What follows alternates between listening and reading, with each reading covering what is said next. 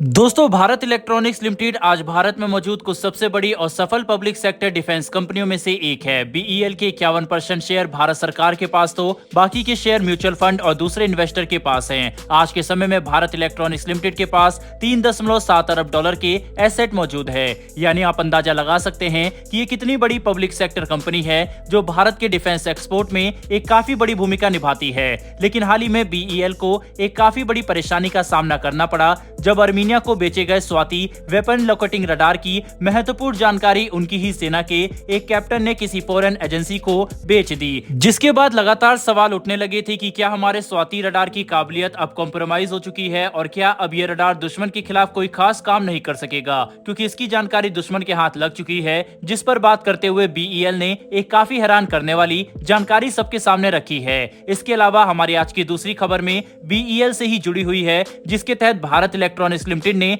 QRSAM मिसाइलों को लेकर एक काफी बड़ा बयान दिया है, जिसके बाद QRSAM को लेकर उम्मीद काफी ज्यादा बढ़ चुकी है। तो चलिए इन दोनों ही खबरों के बारे में विस्तार से बात करते हैं और पहले शुरुआत करते हैं स्वाति रडार से जुड़ी हुई खबर से। दरअसल दोस्तों, बीईएल के सीएमडी से एक कॉन्फ्रेंस के दौरान सवाल किया गया कि अर्मीनिया की सेना के कैप्टन द्वारा हमारे स्वाति रडार की जो जानकारी दुश्मन देशों की फॉरेन एजेंसियों को बेची गई, क्या उसके बाद अब हमारे रडार पूरी तरह से बेकार हो जाएंगे। जिस पर बात करते हुए भारत इलेक्ट्रॉनिक्स लिमिटेड के चीफ मैनेजिंग डायरेक्टर ने ये बात साफ तौर पर कह दी कि इससे ना तो अर्मीनिया के पास मौजूद स्वाति रडार को कोई नुकसान होगा और ना ही हमारे निर्यात पर कोई असर पड़ेगा। वहीं इस डाटा लीक पर और जानकारी देते हुए उन्होंने ये बात बताई कि असल में अर्मीनिया के पास स्वाति रडार के सॉफ्टवेयर और हार्डवेयर की जानकारी मौजूद ही नहीं है। इसीलिए संभव नहीं है कि अर्मीनिया की सेना के कैप्टन द्वारा जो जानकारी दुश्मन को दी गई उससे इस रडार की परफॉर्मेंस और क्षमता पर किसी भी तरह का प्रभाव पड़ेगा। ज्यादा से ज्यादा दुश्मन को इसके ऑपरेटिंग डिटेल और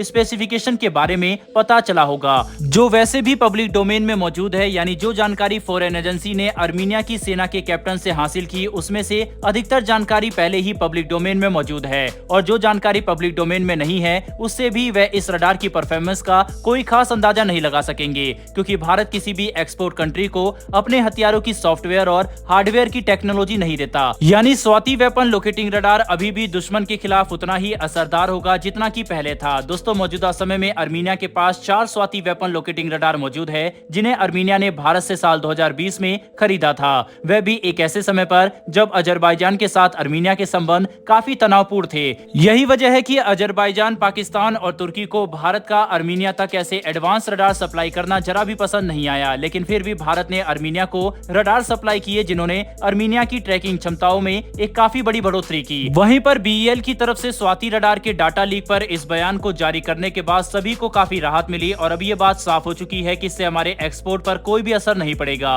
बल्कि जिस तरह से अर्मीनिया के पास मौजूद स्वाति रडार ने इतनी अच्छी परफॉर्मेंस दिखाई है, उसने इस रडार की छवि को काफी अच्छा कर दिया है, जिससे ज्यादा से ज्यादा देश इसमें इंटरेस्ट लेंगे और हमारे एक्सपोर्ट तेजी से बढ़ेगा, जो हमारे डिफेंस इकोसिस्टम के लिए काफी अच्छी खबर है। बहरहाल बढ़ते हैं हमारी दूसरी खबर की तरफ। तो दोस्तों, ये खबर भारत के QRSAM मिसाइल सिस्टम से जुड़ी हुई है, जिसके तहत अब बीईएल ने सभी को ये जानकारी दी है कि इस एयर डिफेंस सिस्टम के सभी यूजर ट्रायल कंप्लीट किए जा चुके हैं और बहुत जल्दी इस सिस्टम के लिए ऑर्डर मिलने शुरू हो जाएंगे। यानी QRSAM का विकास अब पूरा हो चुका है और ये भारतीय सेना के साथ साथ एक्सपोर्ट के लिए भी पूरी तरह से तैयार है, जो हमारे लिए डिफेंस के क्षेत्र में एक और काफी बड़ी उपलब्धि है। इस एयर डिफेंस सिस्टम के वैलिडेशन ट्रायल पिछले साल जुलाई और सितंबर के महीने से शुरू हुए थे, जिसके बाद अब जाकर इसका विकास पूरा हो सका और इसके यूजर ट्रायल भी पूरे किए जा चुके हैं। आपको बता दें कि QRSAM का मतलब quick reaction surface to air missile है, जिसे खास तौर पर सेना के मूविंग मैकेनिज्म फॉर्मेशन को एयर डिफेंस प्रदान करने के लिए विकसित किया गया है। यानी कि ये सिस्टम इंटीग्रेटेड बैटल ग्रुप्स का भी एक काफी महत्वपूर्ण हिस्सा बनेगा। QRSAM को विकसित करने में भले ही 4 साल की देरी हुई, लेकिन इसे मात्र 476.43 यानी कि लगभग 500 करोड़ की कीमत में विकसित कर लिया गया।